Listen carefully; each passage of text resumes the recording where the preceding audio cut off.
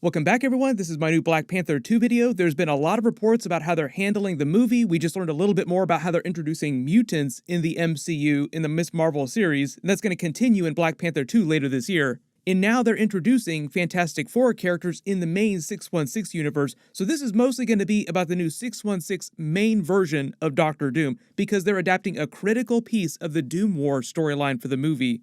If you're brand new to the channel, Comic-Con is this week. They're going to have a major Marvel Comic-Con panel. We're supposed to get the Black Panther 2 trailer. We're supposed to get a preview for What If Season 2, the new X-Men Revival series. I'll do videos for everything because that's just the beginning. They're supposed to be revealing the future of the Secret Wars arc that we're in the middle of right now, all the upcoming movies, maybe some big casting announcements for some of the upcoming films that we know are happening, but they haven't talked about a lot recently, like the brand new Fantastic Four movie.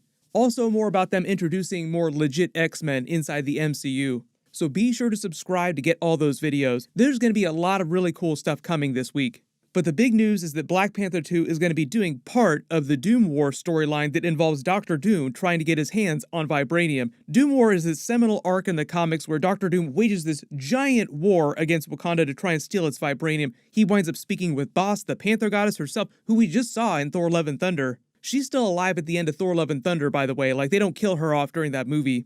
It also involved the core X-Men characters, like the core team, Storm, Wolverine, Colossus, Cyclops, even Deadpool was part of the Doom War storyline, just because it was that big of a story.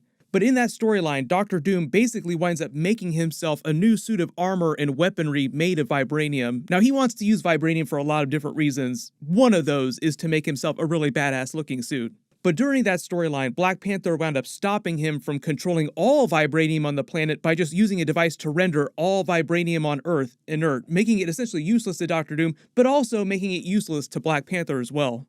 This was also around the time that Shuri had taken the mantle of Black Panther from T'Challa, because it happened right after the Dark Reign storyline where Black Panther had been injured so badly that he needed to recuperate, but Wakanda still needed a Black Panther protector, so she took the mantle. But what's happening in Black Panther 2 is that it's mostly a story about Namor versus Wakanda and introducing the Ironheart character. So you're asking, like, why is Doom War so important? Why is Doctor Doom so important to Black Panther 2 if they're mostly concerned with naming the new Black Panther, someone taking the mantle, and what's going on with Namor? Supposedly, they're adapting the part of Doom War for the movie where Doctor Doom searches the Earth for a source of vibranium to use in his weapons and armor. Now, vibranium has a billion different uses. Now, like they had the joke in Avengers Age of Ultron, like, you can do so many things with vibranium, but the humans just use it to create a frisbee.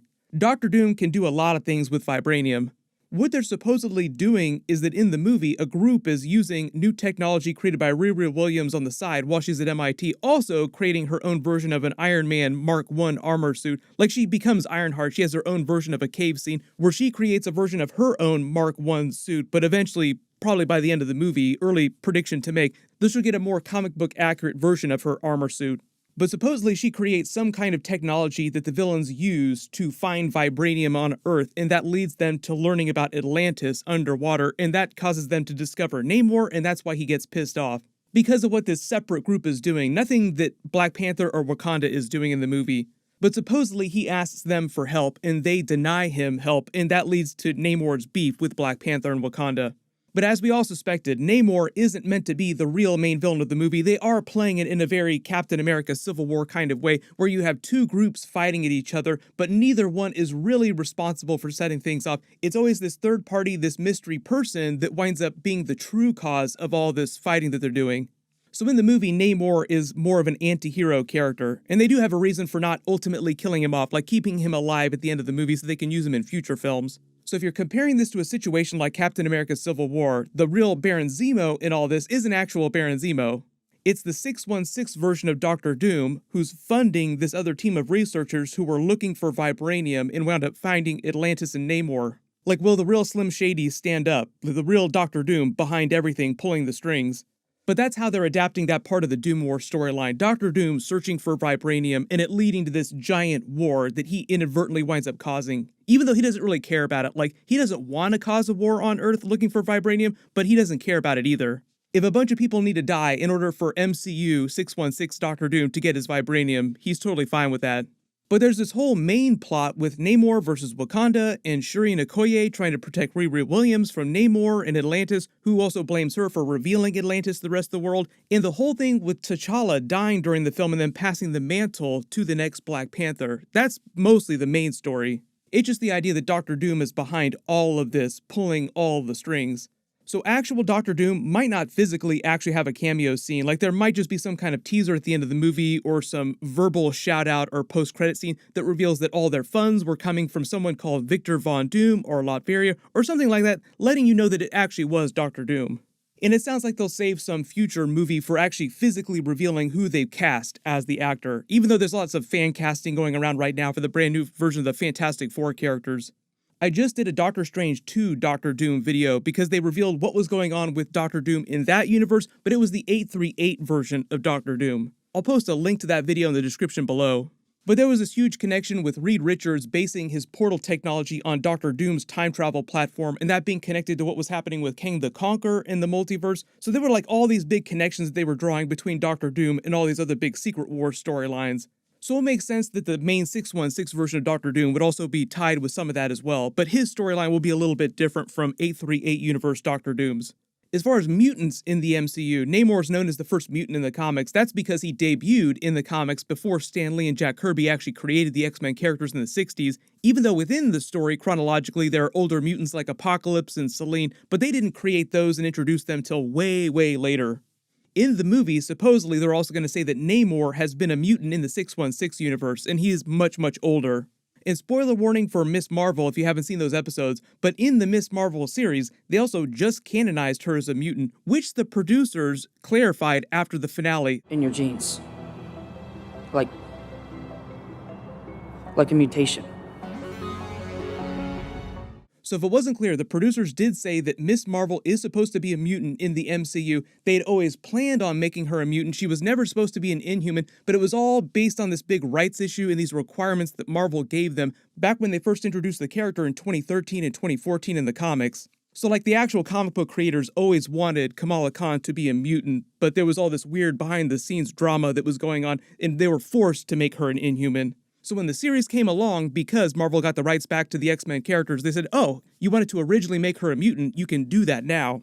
But they also explained that there were a bunch of deleted scenes with the whole Jinn storyline, this clandestine dimension storyline. So if it's kind of confusing the way that her powers work and the way that Kamran's powers work, that's why. There was supposed to be a whole bunch of scenes and storyline that they had to get rid of. But they said that they changed her powers so that it makes more sense what's happening in Captain Marvel 2, the Marvels movie. That means that they're going to be doing a lot more X-Men mutant stuff in Captain Marvel 2. And now because of what they're doing with Namor, making him a mutant in the MCU like he is in the comics, it sounds like they're going to continue that storyline during Black Panther 2. And because there's this whole subplot with them naming the next Black Panther, then passing the mantle from T'Challa, is supposedly they're going to separate the idea like they did in the comics. So for a brief period, there was a Black Panther and a separate ruler of Wakanda. Supposedly in the MCU now, what they're going to do is M'Baku is going to take over the rulership of Wakanda, and he's just going to be the brand new king, and Shuri is just going to become the next Black Panther. Killmonger did burn all the heart-shaped herbs, so supposedly there will be a storyline in the movie where she finds some kind of workaround that gives her the powers and the same ability to commune with the afterlife, the ancestral plane, this alternate dimension. There's supposed to be all kinds of twists with that, but basically the idea at the end of the day is that she will take the mantle of Black Panther. So whenever they pick up with whatever Black Panther 3 winds up being the third film in the trilogy, she'll start that movie being the new Black Panther. I'm also assuming because they're doing a lot of the Doom War storyline during Black Panther 2, or at least part of the subplot is Doom War, they're not going to do that story for Black Panther 3, like it'll be some other story when they get to that movie. As for other Fantastic Four characters, supposedly there's rumors they might introduce the Thing on the She-Hulk series, and he might be played by Jason Segel, but that's just a rumor right now. I don't know if that's going to wind up being true. We will get She-Hulk episodes really soon. I'll be doing videos for all the episodes, so make sure you have alerts enabled for my channel so you don't miss any of those. We'll get a lot more trailers for that really soon. There have been all kinds of casting rumors for the main 616 version of the Fantastic Four, so hopefully they'll announce some of those plans during the big Marvel Comic-Con panel this week. But of course, I will do videos for everything that they announce. The new Black Panther 2 trailer that they're supposed to release this week will clarify some of the details about what's happening in the movie, but I don't expect it to answer every single question. It's going to be like Marvel's trailers in the past, like they'll try to hide some of the plot and some of the details. I'll post that video as soon as they release it, along with a bunch of other trailer videos. It's going to be a good week. We're going to be eating good this week.